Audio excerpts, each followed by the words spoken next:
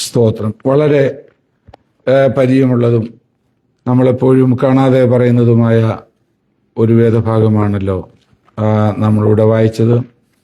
കഴിഞ്ഞ ദിവസങ്ങളിൽ അതിനെക്കുറിച്ച് ഞാനിങ്ങനെ ചിന്തിക്കുവാൻ ഇടയായി. He who dwells in the secret place of the Most High shall abide under the shadow of the Almighty. അത്യുന്നതന്റെ മറവിൽ വസിക്കുക, സർവശക്തന്റെ നിഴലിൻ കീഴിൽ പാർക്കുക. നമ്മൾ ഈ ദൈവവചനം നമ്മൾ വായിക്കാറുണ്ട്. ഞാൻ പലപ്പോഴും ചിന്തിക്കാറുണ്ട്, എങ്ങനെയാണ് നമ്മൾക്ക് ഇത് ചെയ്യുവാൻ സാധിക്കുന്നത്? അത്യുന്നതന്റെ മറവിൽ, സ്തോത്രം, most how can we dwell in the secret place of most high, സ്തോത്രം. How can we abide under the shadow of almighty. ഈ സങ്കീർത്തനം നമ്മൾ വായിക്കുമ്പോൾ അത്യുന്നതന്റെ മറവിലും സർവശക്തന്റെ നിഴലിൻ കീഴിലും പാർക്കുന്നവർക്ക് ധാരാളം ബ്ലെസ്സിങ് ആണ് ഈ സങ്കീർത്തനം പറയുന്നത്. സ്തോത്രം. അവർക്ക് ദൈവം എങ്ങനെ പ്രൊട്ടക്ഷൻ നൽകുന്നു, വൈരികളുടെ നടുവിൽ, പ്രതികൂലങ്ങളുടെ നടുവിൽ എങ്ങനെ അവർക്ക് പ്രൊട്ടക്ഷൻ നൽകുന്നു. How God protect them, what are the blessings of those who dwell in the presence of the Lord in the shadow of Almighty. എന്ത് ബ്ലെസ്സിങ് ആണുള്ളത്. അവരെ പ്രൊട്ടക്റ്റ് ചെയ്യുന്നതിനെ കുറിച്ച്, അവരെ വിടുവിക്കുന്നതിനെ കുറിച്ച്, ഭയങ്ങളിൽ നിന്ന് അവരെ വിടുവിക്കും. അവരുടെ ഭവനങ്ങളെ അനർത്ഥത്തിൽ നിന്ന് ദൈവം വിടുവിക്കും. അവർക്ക് പ്രതികൂലങ്ങളുടെ മേൽ അതോറിറ്റി നൽകും. എന്ന് പറഞ്ഞാൽ ബാലസിംഹത്തെയും പെരുമ്പാമ്പിനെയും നീ മെതിച്ചു കളയും, ഒരനർത്ഥവും നിനക്ക് ഭവിക്കത്തില്ല, ഒരു ബാധയും നിന്റെ കൂടാരത്തിന് അടുക്കത്തില്ല. ഇതെല്ലാം ആ അത്യുന്നതന്റെ മറവിൽ വസിക്കുന്നവർക്കുള്ള ബ്ലെസ്സിങ് ആണ്. എല്ലാവർക്കും ഉള്ളതല്ല. These blessings are not for everyone, especially only for those who dwell in the shadow of Almighty. ആ സീക്രട്ട് പ്ലേസിൽ നമ്മൾക്ക് എങ്ങനെയാണ് പാർക്കുവാൻ കഴിയുന്നത്? എല്ലാവരുടെയും വിശ്വാസമാണ്, അല്ലെങ്കിൽ ചിന്തയാണ്, നമ്മൾ ദൈവത്തോട് പ്രാർത്ഥിക്കുന്നു, ദൈവം ദൂരെ ദൂരെ, far far away God is there, he will listen my prayer. ദൂരെയുള്ള ദൈവം എൻ്റെ പ്രാർത്ഥന കേൾക്കും. സ്തോത്രം. ആ ദൈവം അവിടെയാണ്. ആ ദൈവം എൻ്റെ പ്രാർത്ഥന കേൾക്കും. പിന്നെ ഒരു ദിവസം ഈ ലോക ജീവിതം അവസാനിച്ചിട്ട് ദൈവസന്നിധി ചെല്ലുമ്പോൾ ആ ദൈവത്തോടു കൂടെ വസിക്കാം, ദൈവത്തിന്റെ മുഖം കാണാം. ഇതെല്ലാം സത്യമാണ്. സ്തോത്രം. എന്നാൽ ദൈവത്തിന്റെ വചനം നമ്മൾ പഠിക്കുമ്പോൾ നമ്മളുടെ പ്രാർത്ഥന കേൾക്കുന്ന ദൈവം വലിയ ദൂരത്തിലൊന്നുമല്ല. ആ ദൈവം സമീപസ്ഥനായിട്ടുണ്ട്, നമ്മുടെ ഉള്ളിലുണ്ട്. ആ ദൈവം നമുക്ക് അങ്ങ് സ്വർഗത്തിൽ ചെന്നിട്ടല്ല, ഇവിടെ വെച്ച് തന്നെ നമുക്കൊരു ഇന്റിമസി, ഒരു അടുത്ത ഒരു ബന്ധം നമുക്ക് ഇവിടെ വെച്ച് തന്നെ അനുഭവിക്കാം എന്നുള്ളതാണ് വചനം നമ്മെ പഠിപ്പിക്കുന്ന സത്യം. അതെങ്ങനെയാണ്? സ്തോത്രം. ഈ അത്യുന്നതന്റെ ആ മറവിൽ നമ്മൾ എങ്ങനെയൊക്കെയാണ് നമുക്ക് വസിക്കാൻ പറ്റുന്നത്? സ്തോത്രം. അതെ, നമ്മൾ ദൈവത്തിൽ വായിക്കുന്നു, ദൈവത്തെ, യേശുവിനെ നമ്മൾ രക്ഷിതാവായി സ്വീകരിച്ച് നമ്മുടെ പാപങ്ങളെ നമ്മൾ ഏറ്റുപറഞ്ഞ് ദൈവത്തിങ്കിലേക്ക് നമ്മൾ തിരിയുവാനായി തീരുമാനമെടുക്കുമ്പോൾ ദൈവത്തിൻ്റെ ആത്മാവ് നമ്മളിൽ വന്ന് വസിക്കുവാനിടയാകും. അപ്പോൾ ദൈവം നമ്മളിൽ വസിക്കുകയാണ്. നമ്മൾ ദൈവത്തിൻ്റെ മന്ദിരമാണ്. ദൈവത്തിൻ്റെ പരിശുദ്ധാത്മാവിൻ്റെ മന്ദിരമാകുന്നു നമ്മുടെ ശരീരമെന്നാണ് ദൈവത്തിൽ വായിക്കുന്നത്. Know ye not that you are the temple of God? You are the temple of Holy Spirit. പരിശുദ്ധാത്മാവിന്റെ മന്ദിരം, ദൈവത്തിന്റെ ആലയമാണ് നമ്മൾ ഓരോരുത്തരും എന്നുള്ളതാണ് അതിന്റെ വാസ്തവം. അപ്പോൾ ദൈവം നമ്മളിൽ തന്നെ വസിക്കുകയാണ്. സ്തോത്രം. എവിടെയാണ് ദൈവം വസിക്കുന്നത്? സ്തോത്രം. ദൈവത്തിൽ നമ്മൾ വായിക്കുന്നുണ്ട്, എഫേസ്യ ലേഖനത്തിൽ നാം 2-ാം അധ്യായത്തിൽ വായിക്കുന്നത്, അവനിൽ നിങ്ങളെയും ദൈവത്തിന്റെ നിവാസമാകേണ്ടതിന് ആത്മാവിനാൽ ഒന്നിച്ചു പണിത് വരുന്നു. Ephesian chapter 2, the last verse, I think it is maybe 22nd. ദൈവത്തിന്റെ നിവാസമാകേണ്ടതിന് ആത്മാവിൽ നമ്മെ ഒന്നിച്ചു പണിയുകയാണ്. സ്തോത്രം. അതുകൊണ്ട് എല്ലാവർക്കും, നമുക്ക് ഇരുപക്ഷക്കാർക്കും, അവിടെ പൗലൂസ് പറയുന്നത് ജാതിയെന്നോ യഹൂദനെന്നോ വ്യത്യാസമില്ലാതെ എല്ലാവർക്കും ഒരുപോലെ ആത്മാവിനാൽ നമുക്ക് ദൈവത്തിങ്കിലേക്ക് പ്രവേശനമുണ്ട്. Without any difference we have access to the presence of God. ദൈവത്തിന്റെ സന്നിധിയിലേക്ക് നമുക്ക് പ്രവേശനമുണ്ട്. അപ്പോൾ അവിടെയല്ലേ ദൈവത്തിന്റെ സന്നിധി എന്ന് പറയുന്നത്, പ്രസൻസ് ഓഫ് ഗോഡ് എന്ന് പറയുന്നത് ദൈവം വസിക്കുന്നിടമാണ്, ദൈവം വസിക്കുന്നിടമാണ്. അത് ദൈവത്തിന്റെ ആലയമാണ്. പഴയ നിയമത്തിൽ ദൈവത്തിന്റെ ആലയത്തിന് 3 സെക്ഷൻ ഉണ്ടെന്ന് നമുക്കറിയാം. In Old Testament there was 3 sections in the temple of God: outer courtyard, holy place, most holy place or inner holy place. Okay. അതുപോലെ സ്തോത്രം, മോസ്റ്റ് ഹോളി പ്ലേസിലേക്ക് ആളുകൾക്ക് പ്രവേശിക്കുവാനായിട്ട് സാധിക്കത്തില്ലായിരുന്നു. Once in a year only high priest can enter there with the blood of sacrificed animal. ആ യാഗമൃഗത്തിന്റെ രക്തവുമായി ആണ്ടിലൊരിക്കൽ മാത്രമേ മഹാപുരോഹിതന് അവിടെ കയറാൻ പറ്റത്തുള്ളായിരുന്നു. സ്തോത്രം. അതുപോലെ നമ്മളുടെ ജീവിതത്തിലും in our body there are 3 parts: our ദേഹം, ദേഹി, ആത്മാവ്. Body, soul and spirit. 3 ഭാഗങ്ങളുണ്ട്. എഫേഷ്യൻ 1 തെസ്സലോനിക്കർ 5:23 എബ്രായർ 2:4-12 അത് വ്യക്തമായി നമ്മെ പഠിപ്പിക്കുന്നുണ്ട്. സ്തോത്രം. ദേഹമുണ്ട്, ദേഹിയുണ്ട്, ആത്മാവുണ്ട്. നമ്മുടെ ഈ ദേഹമാണ് ഈ ലോകവുമായി, ഫിസിക്കൽ വേൾഡുമായി റിലേറ്റ് ചെയ്യുവാൻ നമ്മെ സഹായിക്കുന്ന നമ്മുടെ ബോഡിയാണ്.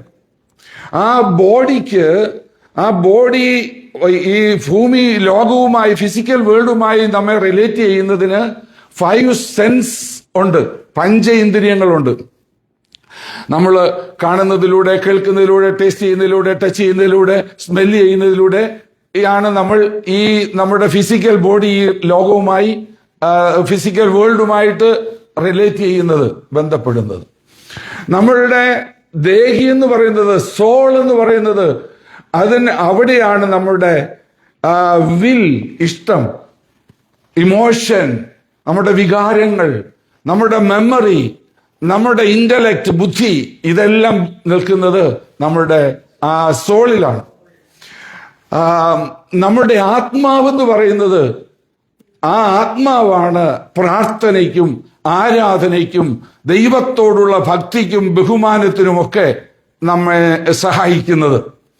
എന്നാൽ പാപത്തിന്റെ ഫലമായി മനുഷ്യന്റെ ആത്മാവ് നിർജീവമായി പോയതിനാൽ ആ ദൈവത്തിന്റെ ആത്മാവിന് അവിടെ പ്രവർത്തിക്കുവാനായിട്ട് കഴിയാതെ വരുന്നു.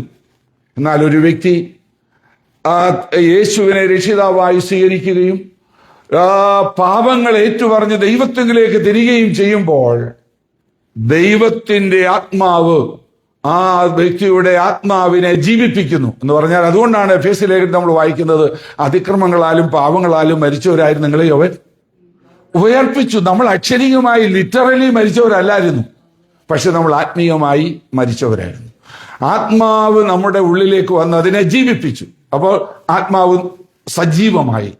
ആ ആത്മാവ് സജീവമായി അത് ശക്തമാകുമ്പോൾ നമ്മുടെ ഈ ദേഹിയുടെ അല്ലെങ്കിൽ ദേഹത്തിന്റെ ചിന്തയെന്ന് പറയുന്നത് ഈ പഞ്ചേന്ദ്രിയങ്ങളുണ്ടല്ലോ, 5 സെൻസ്, ആ സെൻസാണ് നമ്മുടെ ബോഡിയെ ഫിസിക്കൽ വേൾഡുമായി കണക്ട് ചെയ്യുന്നത് ഞാൻ പറഞ്ഞു. നമ്മുടെ ഈ സോളിന്റെ ടെൻഡൻസി ആ 5 സെൻസ് തന്നെ നമ്മുടെ സോളിനെയും കൺട്രോൾ ചെയ്യണമെന്നാണ്. നമ്മുടെ ഇന്റലക്ട്, മെമ്മറി, നമ്മുടെ ഇമോഷൻ, നമ്മുടെ വില്ല്, ഇതെല്ലാം ആ 5 ഇന്ദ്രിയങ്ങൾ കൊണ്ട് കൺട്രോൾ ചെയ്യണമെന്നാണ് നമ്മുടെ ബോഡിയും സോളും ആഗ്രഹിക്കുന്നത്. എന്നാൽ ആത്മാവിൽ നാം ശക്തരാകുമ്പോൾ, when we are strong in the spirit will, if we allow, the spirit will control our soul.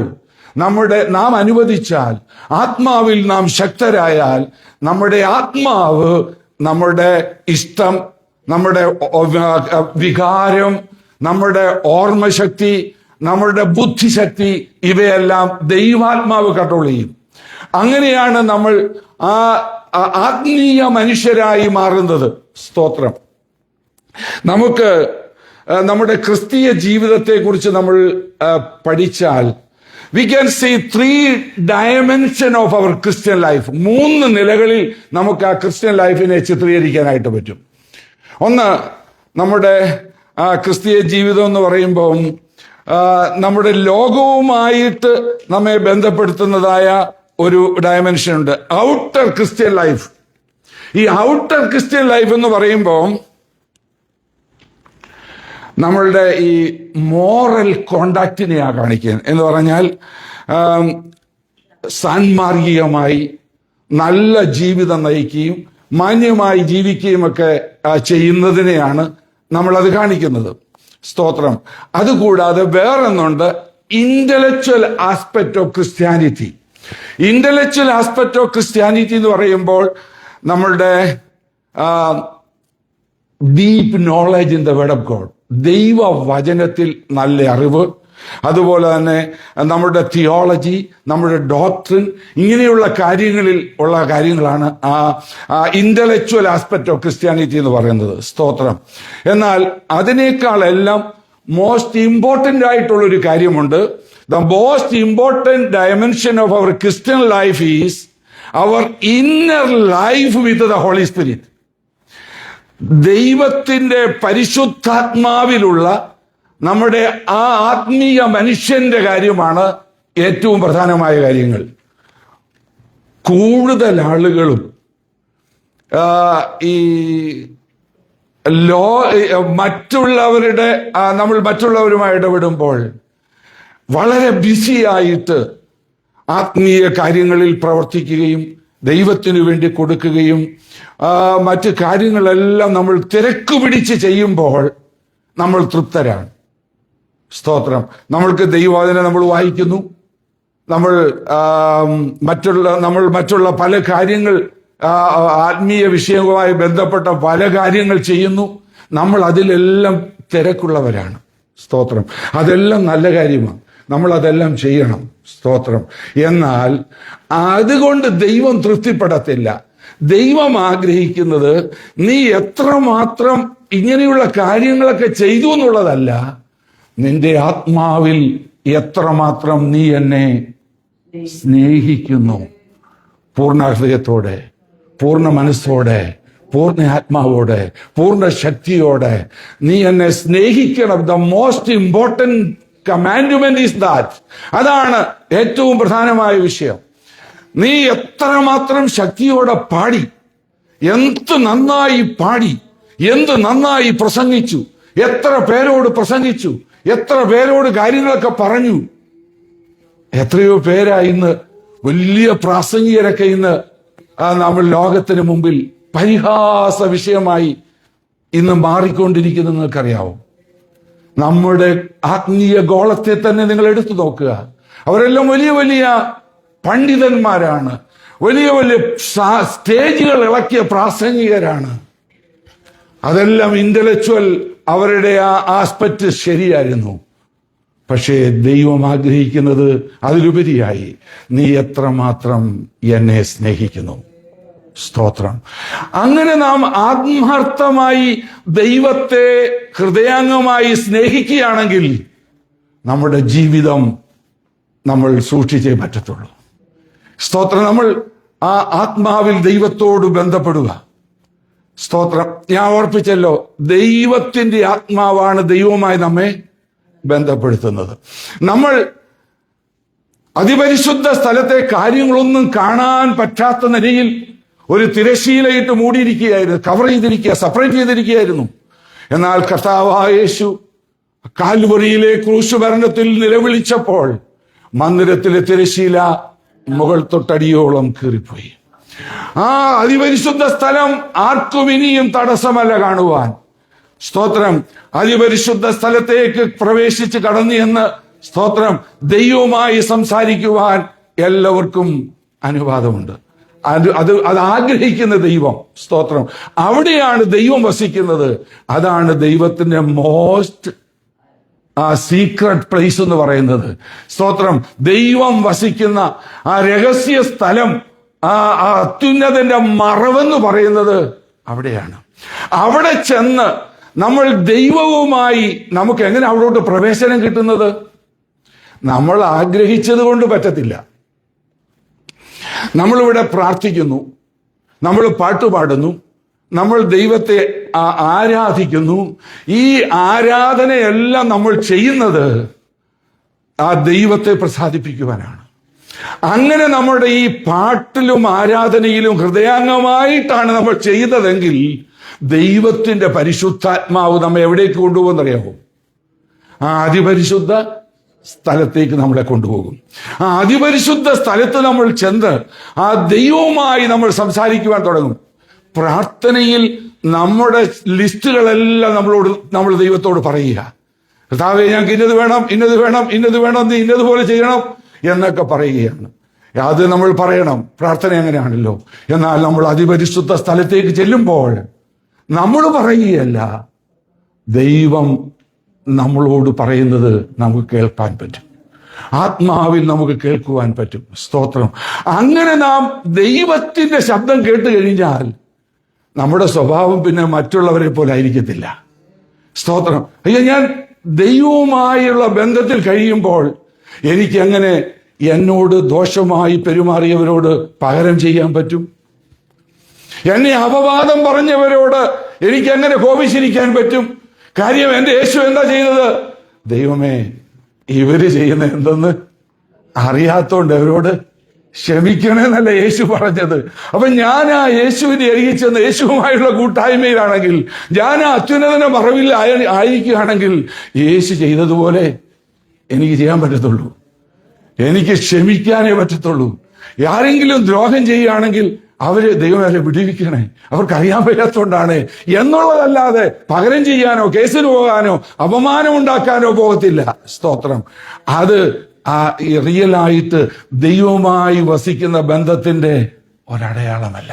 സ്തോത്രം. അപ്പൊ അതുകൊണ്ടാണ് നമ്മൾ 1 യോഹന്നാൻ 2:6 വായിക്കുന്നത്, അവനെ അറിയുന്നു എന്ന് പറഞ്ഞവൻ അവൻ നടന്നതുപോലെ നടക്കേണ്ടതാകുന്നു. ഇല്ലെങ്കിൽ നമ്മൾ പറയുന്നത് ചുമ്മാതാ. സ്തോത്രം. അവൻ നടന്നതുപോലെ നമുക്ക് നടക്കുവാൻ കഴിയുന്നില്ലെങ്കിൽ, ഈ സ്ഥാനത്തിന്റെ യേശു ആയിരുന്നെങ്കിൽ എങ്ങനെയായിരുന്നു? യേശു എന്തു പറയുമായിരുന്നു? യേശു എന്ത് ചെയ്യുമായിരുന്നു? ആ ഒരു അനുഭവത്തിലേക്ക് നമ്മൾ വരുന്നത് സ്തോത്രം ആ അത്യുന്നതന്റെ ആ മറവിൽ സർവശക്തന്റെ നിഴൽക്കീഴിൽ നമ്മൾ ചെല്ലുമ്പോഴാണ്. നമ്മെക്കുറിച്ച്, ഈ പുതിയ നിയമ വിശ്വാസിയെക്കുറിച്ച് ദൈവം ആഗ്രഹിക്കുന്നത് പ്രാകാരത്തിൽ നിൽക്കാനല്ല, വിശുദ്ധ സ്ഥലത്ത് നിൽക്കാനല്ല. പ്രാകാരവും വിശുദ്ധ സ്ഥലവും കഴിഞ്ഞ് അതിപരിശുദ്ധ സ്ഥലത്ത് ചെല്ലണം. രക്ഷിക്കപ്പെട്ടു, സ്നാനപ്പെട്ടു, സ്തോത്രം, ചർച്ചിലൊക്കെ കൂടി നടക്കുന്നു, അതുകൊണ്ട് തൃപ്തിപ്പെടുവാനല്ല. അത് കഴിഞ്ഞ് വരണം, ചർച്ചിൽ വരണം, പാട്ടുപാടണം, പ്രസംഗം കേൾക്കണം. അത് കഴിഞ്ഞ് ആത്മാവിൽ ദൈവത്തോട് സംസാരിക്കണം, ദൈവമുഖം കാണുവാനിടയാകണം, ദൈവ സ്വഭാവം പ്രാപിക്കണം. അങ്ങനെ നാം ദൈവ സ്വഭാവം കാണിക്കുക, ദൈവത്തെ പ്രസാദിപ്പിക്കണം. അപ്പോൾ നമുക്ക് ദൈവശബ്ദം കേൾക്കുവാൻ കഴിയും. കഴിഞ്ഞൊരു ദിവസം നമ്മൾ ചിന്തിച്ചു, മിണ്ടാതിരുന്ന് ഞാൻ ദൈവമെന്ന് അറിഞ്ഞുകൊള്ളുക, ഞാൻ ഉന്നതനാകും, ജാതികളുടെ ഞാൻ ഉന്നതനാകും. പക്ഷേ മുകളിൽ പറഞ്ഞിരിക്കുന്ന കാര്യങ്ങളൊക്കെ മിണ്ടാതിരിക്കാൻ ഒക്കുന്ന കാര്യമാണോ? സ്തോത്രം. ഭൂമി മാറുന്നു, പർവ്വതങ്ങൾ കുലുങ്ങി സമുദ്രമീതെ വീഴുന്നു, അതിന്റെ കോപം കൊണ്ട് സമുദ്രം വെള്ളം ഇളകി മറിയുന്നു, ജാതികൾ ക്രുദ്ധിക്കുന്നു. ഇതൊക്കെ കാണുമ്പോ നമ്മൾക്ക് മിണ്ടാതിരിക്കാൻ പറ്റുമോ? സ്തോത്രം. നമ്മൾ സംസാരിച്ചു പോകും. സ്തോത്രം. പല കാര്യങ്ങളും കേൾക്കുമ്പോൾ നമുക്ക് എങ്ങനെയാ മിണ്ടാതിരിക്കാൻ പറ്റുന്നത്? നമ്മൾ പകരം പറയും, പ്രതികരിക്കാൻ തോന്നും. എന്നാൽ അടുത്തൊരു ഭാഗം നമ്മൾ വായിക്കുന്നുണ്ട്. ഒരു നദിയുണ്ട്, അതിന്റെ തോടുകൾ അത്യുന്നതന്റെ നിവാസത്തെ തന്നെ സന്തോഷിപ്പിക്കുന്നു. സ്തോത്രം. ആ അത്യുന്നതന്റെ നിവാസം എന്ന് പറയുന്നത് എവിടാ? അതാ നമ്മൾ പഠിക്കുന്നത്, നമ്മുടെ ഹൃദയം. സ്തോത്രം. നമ്മുടെ ഈ പുതിയ നിയമത്തിലെ കാര്യം ഞാൻ ഈ പറയുന്നത്. ദൈവത്തിന്റെ സിംഹാസനമുണ്ട്, ദൈവത്തിന്റെ അക്ഷരികമായ ദേവാലയമുണ്ട്. എന്നാൽ ഈ പുതിയ നിയമത്തിൽ നമ്മളാണ് ദൈവത്തിന്റെ വിശുദ്ധ നഗരം. ദൈവത്തിന്റെ ആത്മാവ് ഈ വിശുദ്ധ നഗരത്തിൽ നമ്മുടെ ഹൃദയത്തിലാണ്. അവിടെ നിന്നും നദി പോലെ അത് ഒഴുകുകയാണ്.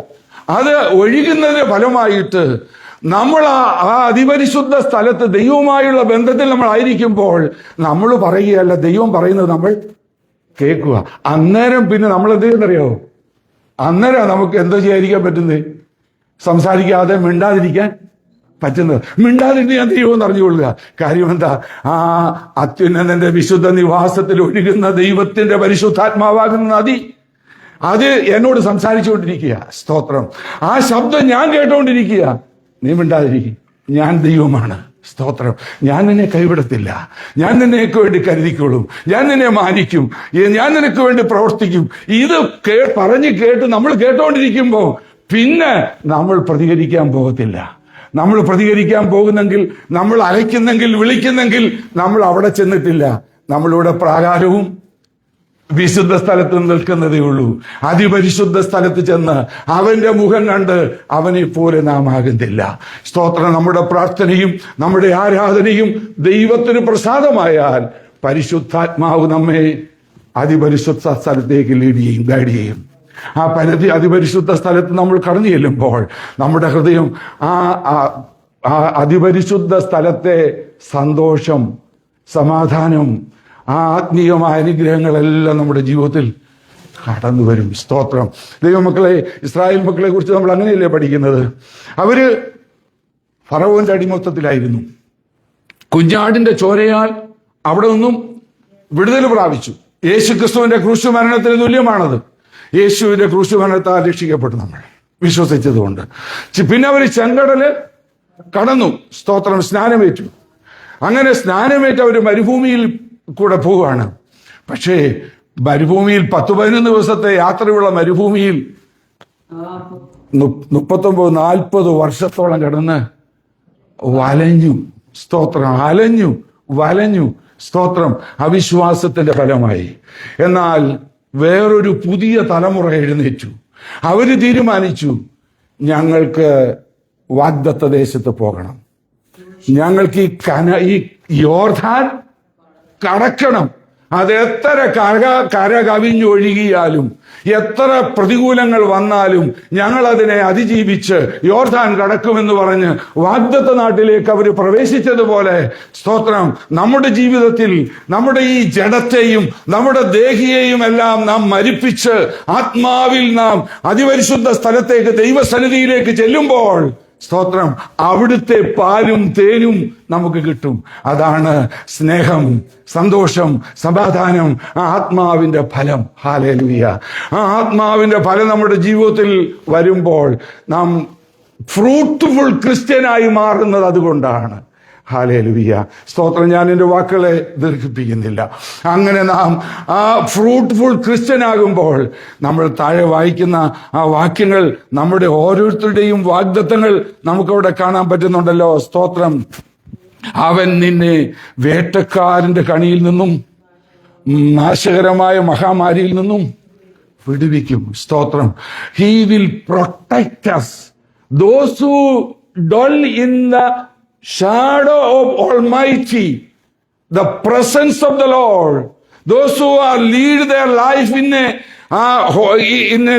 a Holy Spirit life, ആത്മാവിന്റെ നിയന്ത്രണത്തിൽ ജീവിക്കുമ്പോൾ ദൈവം നമ്മെ നമ്മുടെ ജീവിതത്തിൽ കടന്നു വരാവുന്ന ആപത്തുകളിൽ നിന്ന്, പ്രശ്നങ്ങളിൽ നിന്ന് ദൈവം നമ്മെ പ്രൊട്ടക്റ്റ് ചെയ്യുമെന്നാണ് നമുക്ക് വായിക്കുവാൻ കഴിയുന്നത്. വേട്ടക്കാരന്റെ കണിയുണ്ട്, നാശകരമായ മഹാമാരിയുണ്ട്. അതിൽ നിന്ന് ദൈവം അവരെ വിടുവിക്കും. തന്റെ തൂവലുകൾ കൊണ്ട് അവൻ തന്നെ മറയ്ക്കും. അവന്റെ ചിറകിൻ കീഴിൽ നീ ശരണം പ്രാപിക്കും. അവന്റെ തൂവലുകൾ കൊണ്ട് he will cover you with his feathers.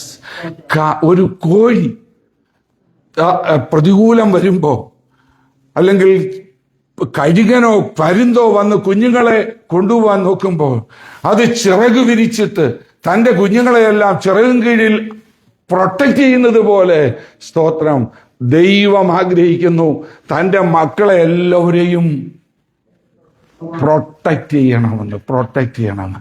അതുപോലെ ലൂക്കോസ് 14 നമ്മൾ വായിക്കുന്നത്, കർത്താവ് പറയുക, കോഴി തന്റെ കുഞ്ഞുങ്ങളെ ചിറകിൻ കീഴിൽ അണയ്ക്കും പോലെ നിങ്ങളെ മറച്ചുകൊള്ളുവാൻ എനിക്ക് എത്ര മനസ്സായിരുന്നു. കർത്താവിന്റെ ആഗ്രഹം അതാണ്. വാ, എന്റെ അരിയിലേക്ക് വാ, പ്രൊട്ടക്ഷൻ തരാം, വിടുവിക്കാം, സഹായിക്കാം. പക്ഷെ നിങ്ങൾക്കോ മനസ്സായില്ല, അനേകർക്കും മനസ്സാകുന്നില്ല. അവരെ ഓർത്ത് യേശു കരഞ്ഞു, യെരൂശലേമിനെ നോക്കി കരഞ്ഞു. ഇന്നും കർത്താവ് എത്രയോ കാര്യങ്ങൾ നോക്കിയാണ് കരയുന്നത്, എത്രയോ പേരെ നോക്കിയാണ് കരയുന്നത്.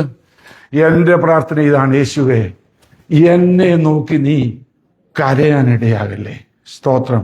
സങ്കീർത്തനത്തിൽ വായിച്ചപ്പോൾ ഞാൻ പ്രാർത്ഥിച്ചത്, കർത്താവേ, നീ അവരോട് കോപിച്ചോണം, എന്നോട് കോപിക്കുന്നതായ കാര്യങ്ങളൊന്നും എൻ്റെ ജീവിതത്തിൽ ഉണ്ടാകല്ലേ.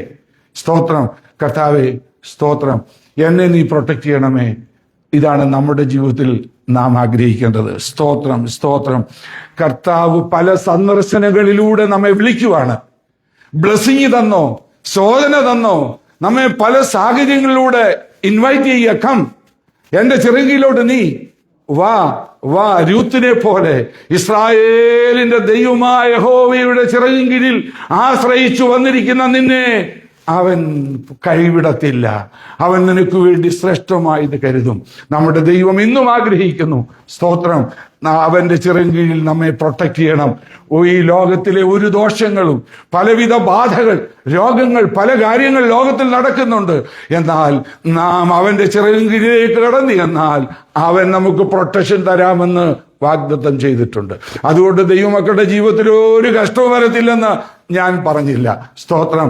കഷ്ടങ്ങളിലൂടെ കടന്നു പോകുമ്പോഴും ദൈവം അവരെ കൈവിടാതെ ദൈവത്തിന്റെ പ്രൊട്ടക്ഷൻ അവർക്ക് നൽകി പരിപാലിക്കുന്ന ദൈവമാണ് അവരുടെ ദൈവം, നമ്മുടെ ദൈവം. സ്തോത്രം. രാത്രിയിലെ ഭയത്തെയും പകൽ പറക്കുന്ന അസ്ത്രത്തെയും ഇരുട്ടിൽ സഞ്ചരിക്കുന്ന മഹാമാരിയെയും നിനക്ക് പേടിക്കാനില്ല. ഇതൊന്നും നമ്മൾ കാണാനൊക്കുന്ന കാര്യമല്ല.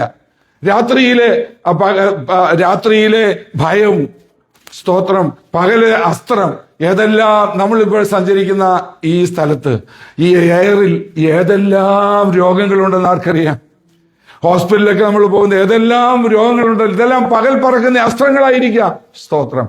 എന്നാൽ അതൊന്നും നമ്മളോട് അടുക്കാതെ വണ്ണം നമ്മളെ പ്രൊട്ടക്ട് ചെയ്യുന്നത് എന്താണ്? നീ ഭയക്കണ്ട.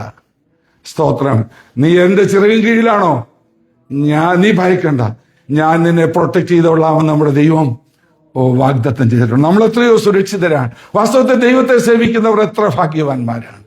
മാത്രമല്ല, ദൈവം നമ്മെ ശത്രുവിന്റെ കയ്യിൽ നിന്നും ഇങ്ങനെയുള്ള ദോഷകരമായ കാര്യങ്ങളിൽ നിന്നും വിടുവിക്കുക മാത്രമല്ല, പ്രതികൂലങ്ങളുടെ മേൽ നമുക്ക് അധികാരവും തരും.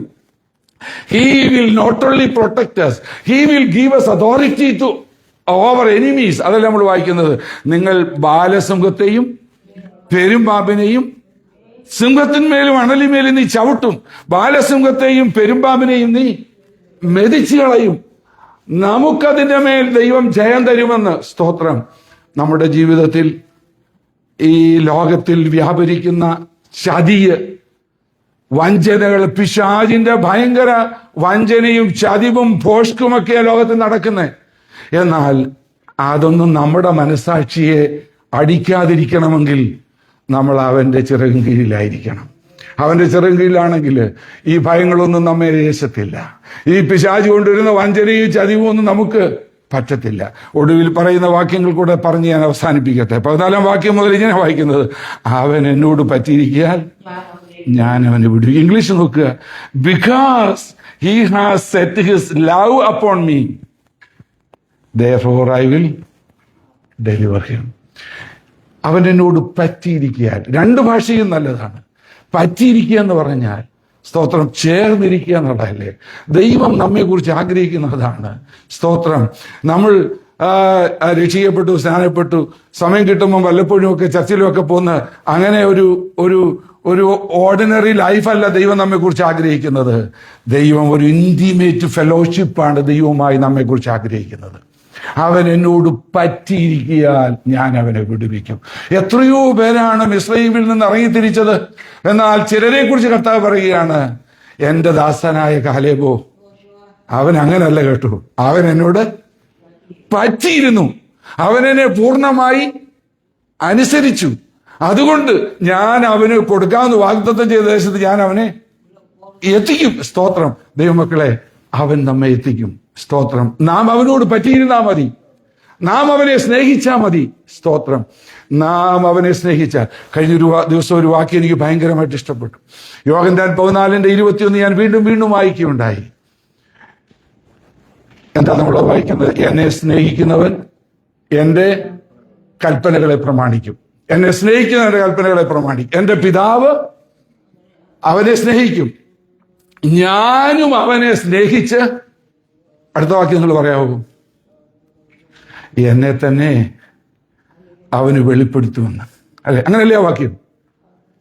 14:21 ലാസ്റ്റ് വേർഡാ ഞാൻ പറഞ്ഞത്. ഞാനും അവനെ സ്നേഹിച്ച് എന്നെ അവന് വെളിപ്പെടുത്തുമെന്ന്. യേശുവിനെ എനിക്ക് വെളിപ്പെടുത്തി തരിക എന്ന് പറഞ്ഞാൽ എന്തുവാ? സ്തോത്രം. എന്റെ വിഷയത്തിന്റെ മുമ്പിൽ യേശു വെളിപ്പെടുമെന്ന്. സ്തോത്രം. ഞാൻ അവനെ അവനെ ഞാൻ ശരണമാക്കിയിരിക്കുകയാണെങ്കിൽ, സ്തോത്രം, അവന്റെ ചിറകിൻ കീഴിൽ അവൻ എന്നെ മറയ്ക്കുമെങ്കിൽ. ഒരു വാക്യം എന്നെ വളരെ ചിന്തിപ്പിച്ചു. 31 സങ്കീർത്തനത്തിലാണ് ആ വാക്യം. ആ വാക്യം നമുക്കൊന്ന് വായിക്കാം. നിശ്ചയമായിട്ടോ വാക്യം നമുക്കൊന്ന് നോക്കേണ്ട ആവശ്യമാണ്. സ്തോത്രം. 31 സങ്കീർത്തനത്തിലാണെന്ന് തോന്നുന്നു.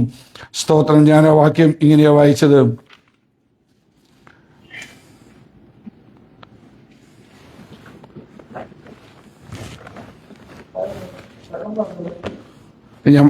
ഞാൻ പറയാം, ഞാൻ പെട്ടെന്ന് ഓർക്കുന്നില്ല. 15 വാക്യാണോ?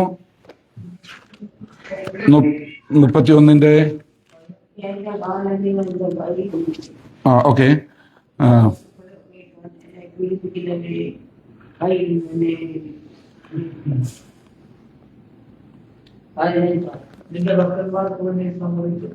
അതൊന്ന് വായിച്ച്.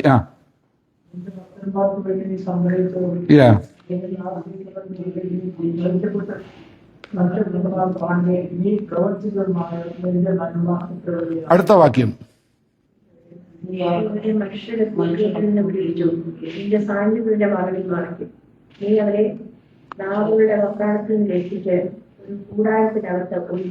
എത്ര വാക്യം വായിച്ചേ? 20 വാക്യം. സ്തോത്രം. അവൻ സോറി, സ്തോത്രം.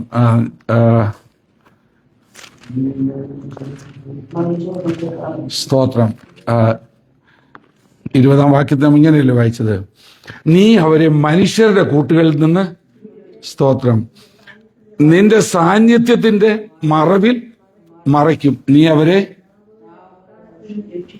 നാവുകളുടെ വക്രാണത്തിൽ നിന്ന് രക്ഷിച്ച് ഒരു കൂടാരത്തിൽ ഒളിപ്പിക്കും. സ്തോത്രം.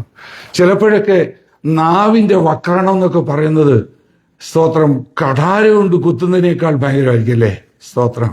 വാളുകൊണ്ട് ഉള്ള മൂർച്ചയെക്കാട്ട് വലിയ വാക്കുകൾ പറയുന്നവരൊക്കെ ഉണ്ട്. സ്തോത്രം. എന്നാൽ ഞാനും നിങ്ങളും, സ്തോത്രം, അവന്റെ ചിറകിൻ മറവിൽ ശരണം പ്രാപിക്കുകയാണെങ്കിൽ ഈ നാവിന്റെ വാക്രണമൊന്നും നമ്മളെ ഏക്കത്തില്ല. വരും, അതൊക്കെ നടക്കും. പക്ഷേ നമുക്കിതൊന്നും ഫലിക്കത്തില്ല, യേശുകയില്ല. കർത്താവിന്റെ മഹത്വം. സ്തോത്രം. 17 സങ്കീർത്തനത്തിൽ വേറൊരു വാക്യം ഇങ്ങനെയാണ് സങ്കീർത്തനക്കാരൻ പ്രാർത്ഥിച്ച് പറഞ്ഞിരിക്കുന്നത്. സ്തോത്രം. നമ്മളിങ്ങനെ വായിക്കുന്നില്ല, കൺമണി പോലെ, സ്തോത്രം,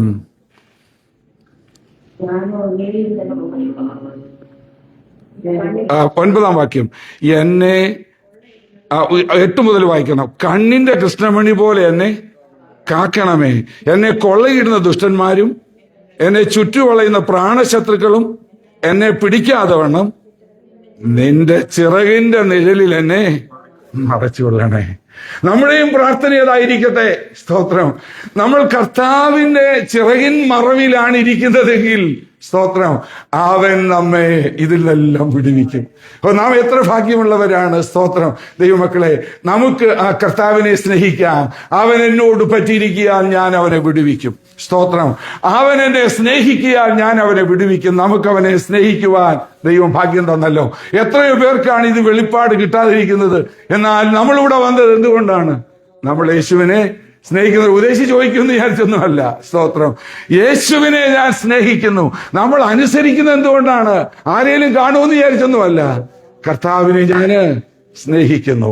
ആ കർത്താവിനെ ഞാൻ സ്നേഹിച്ച് അവന്റെ ചിറകിൻ കീഴിൽ ഞാൻ ശരണം പ്രാപിച്ചിരിക്കാൻ എനിക്ക് ഭയങ്കര പ്രൊട്ടക്ഷനാണ്. നമുക്ക് വലിയ പ്രൊട്ടക്ഷനാണ്. സ്തോത്രം. 17-ാം സങ്കീർത്തനക്കാരൻ 16-ാം തോന്നുന്നു അത് തന്നെയാ പറയുന്നത്. യഹോവേ, ഞാൻ നിന്നെ ശരണമാക്കിയ നീ എന്നെ കാത്തുകൊള്ളണം. അടുത്തെന്താ പറയുന്നത്? നീ അവരെ നിന്റെ ബുദ്ധി ഉപദേശിച്ച് നീ അവരെ നടത്തും. സ്തോത്രം. ജീവന്റെ വഴി നീ അവർക്ക് കാണിച്ചു കൊടുക്കും. അവരുടെ പ്രാണനെ നീ പാതാളത്തിൽ വിടുകയില്ല. ദ്രവത്വം കാണുവാൻ സമ്മതിക്കത്തില്ല. ഒരു മനുഷ്യൻ മരിച്ചാൽ അവന്റെ ശരീരം എങ്ങനെയാ ദ്രവത്വം കാണുന്നത്? ദ്രവത്വം കാണുന്നത് എങ്ങനെയാ? മൃഗങ്ങളൊന്നും കടിച്ചു കയറിയല്ലേ, അടക്കി കഴിയില്ലേ? സ്തോത്രം. മറ്റ് ഈ ജേമും ചെറിയ കീടങ്ങളൊക്കെ അല്ലേ? സ്തോത്രം. അതുപോലെ ദൈവത്തെ ശരണമാക്കുന്നവരെ ദ്രഹിപ്പിക്കുവാനായി കടന്നു വരുന്നതായ ആ ക്ഷുദ്രജീവികളുണ്ടല്ലോ, ജേംസുകളുണ്ടല്ലോ, അതിൽ നിന്നെല്ലാം ദൈവം അവരെ വിടുവിക്കും, പ്രൊട്ടക്ട് ചെയ്യും എന്നുള്ള ദൈവത്തിന്റെ വാഗ്ദത്വം. പിന്നെ ഞാൻ ഓർക്കുക, ദൈവത്തെ ശരണമാക്കുന്നവർ എത്ര ഭാഗ്യവാന്മാരാണ്, ബ്ലെസ്സഡ് ആണ്.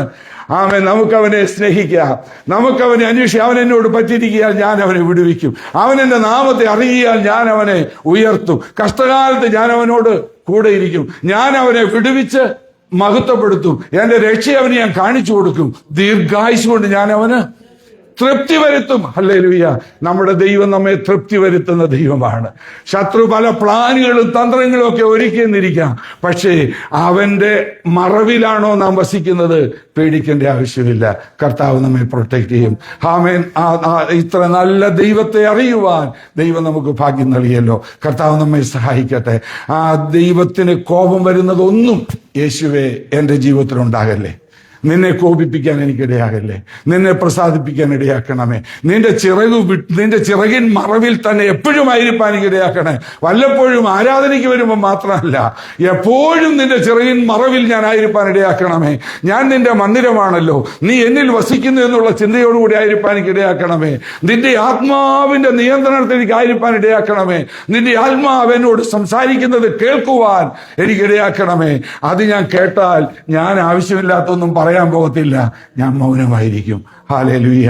മിണ്ടാതിരുന്ന് ദൈവമെന്ന് ഞാൻ അറിയണമെങ്കിൽ നിന്റെ ശബ്ദം എനിക്ക് കേൾക്കണം കർത്താവേ. അതിനായി എന്നെ സഹായിക്കണം. പ്രാർത്ഥിക്കാം. കണ്ണുകളെ അടയ്ക്കാം.